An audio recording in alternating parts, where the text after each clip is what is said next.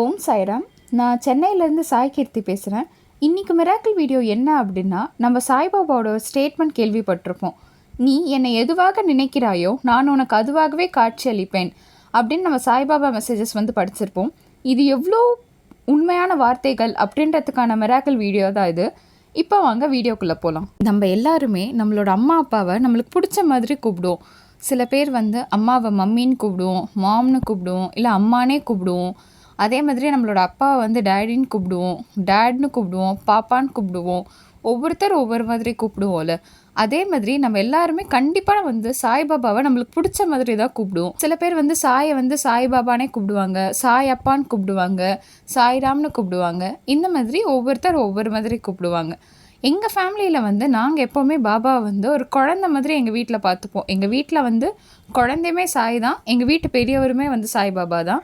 நாங்கள் அவர் எப்படி கூப்பிடுவோம் அப்படின்னா, குட்டி சாய், சாய்க்குட்டி, இல்லாட்டி பாபுஜி, பாபாஜி, இந்த மாதிரி நாங்கள் கூப்பிடுவோம். நாங்கள் பாபாவை இந்த மாதிரி பேர்கள் சொல்லி கூப்பிடுறது சாய்பாபாவுக்கு அது பிடிச்சி அவர் அது எப்படி ஏற்றுக்கிட்டாரு அப்படின்றத நான் இந்த வீடியோவில் சொல்கிறேன்.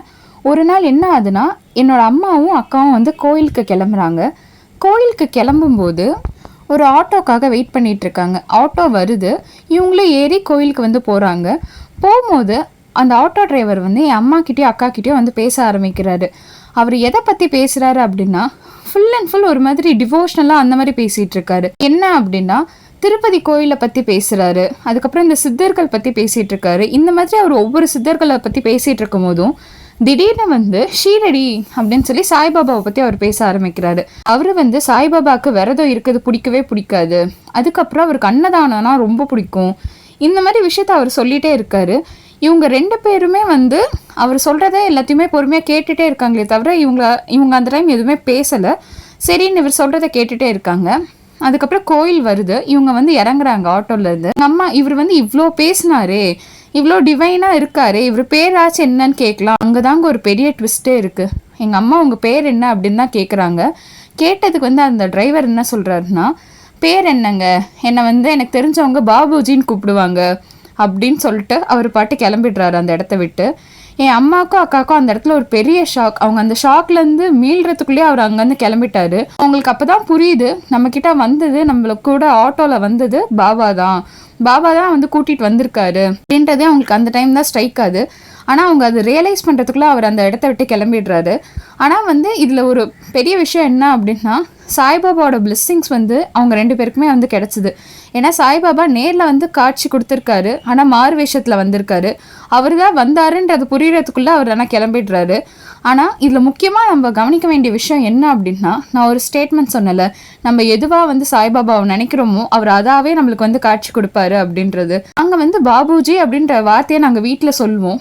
அதே வார்த்தையை தான் அவர் எங்கள் அம்மாக்கிட்டே அக்காக்கிட்டே சொல்லிட்டு போயிருக்காரு. சில நேரங்களில் பாபாவை பார்த்து கேட்போம், கொஞ்சமாச்சும் நான் சொல்கிறதாவது காதில் வாங்குறியா, நீ நான் சொல்கிறதெல்லாம் புரியுதா உனக்கு, அந்த மாதிரிலாம் நம்ம கேட்போம். அவர் ஆமாம், நீ சொல்கிற ஒவ்வொரு வார்த்தையும் எங்களுக்கு புரியுது, நான் எல்லாத்தையும் கேட்டுட்டு தான் இருக்கேன் அப்படின்றத நம்மளுக்கு அப்பப்போ புரிய வைப்பார். அப்படி புரிய வச்ச ஒரு எக்ஸ்பீரியன்ஸ் தான் என் அக்காவுக்கும் அம்மாவுக்கும் இவர் காட்சி கொடுத்தது.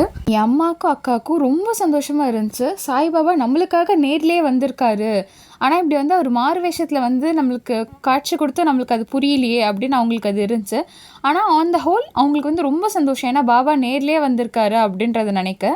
நான் இந்த மாதிரி மிராக்கிள்ஸை நிறையா படிச்சிருக்கேங்க. உண்மையிலே சாய்பாபா இன்னுமே இப்போ 21st செஞ்சுரியில் நான் சொல்கிறேன், இன்னுமே நேரில் அவர் காட்சி கொடுத்துட்ருக்காரு. இங்கே நான் சாய்பாபாவை பார்த்தேன், ஆனால் அவர் கிட்ட ஆசீர்வாதம் வாங்குறதுக்குள்ளே அவர் காத்தோட கரைஞ்சிட்டாரு. இந்த மாதிரி நான் நிறையா படிச்சிருக்கேன். இது எல்லாமே கண்டிப்பாக உண்மையான ஒரு மிராக்கிள்ஸ் தான். நான் இது இந்த மாதிரிலாம் நம்மளுக்கு நடக்குமா அப்படின்னு நான் நினச்சிட்டு இருந்த சமயம் என் ஃபேமிலிலேயே இப்படி அவர் காட்சி கொடுத்துருக்காரு. கண்டிப்பாக இந்த மாதிரி எல்லாருக்குமே அவர் சாய்பாபா ஒரு நாள் கண்டிப்பாக தரிசனம் கொடுப்பாரு. நம்மளோட அன்பு தாங்க அவரை ரொம்ப ஈர்க்கும். ஸோ அவர்கிட்ட அவ்வளோ அன்பு செலுத்துங்க. உங்கள் ஃப்ரெண்ட்ஸ் கிட்ட நீங்கள் என்னென்னலாம் ஷேர் பண்ணணும்னு நினைக்கிறீங்களோ அதை சாய்பாபா கிட்ட ஷேர் பண்ணுங்கள். நம்ம சொல்கிறது என்ன இவர் கேட்டுறவா போகிறாரு அப்படின்றத மட்டும் நினைக்காதீங்க. கண்டிப்பாக அவர் எல்லாத்தையும் கேட்டுட்ருக்காரு, உங்களை கவனிச்சிட்ருக்காரு. உங்களுக்கு என்ன தேவையோ அதை கரெக்டான டைமில் கண்டிப்பாக அவர் செய்வார். இந்த மிராக்கிள் எப்படி இருந்துச்சு அப்படின்னு கமெண்ட் செக்ஷனில் சொல்லுங்கள். இந்த மாதிரி உங்களுக்கு எக்ஸ்பீரியன்ஸ் இருந்துச்சு அப்படின்னாலும் கமெண்ட்ஸில் ஷேர் பண்ணுங்கள். இந்த வீடியோ பிடிச்சிருந்துச்சுன்னா லைக் பண்ணுங்கள், சப்ஸ்கிரைப் பண்ணுங்கள். ஓம் சாய்ராம். தேங்க்யூ.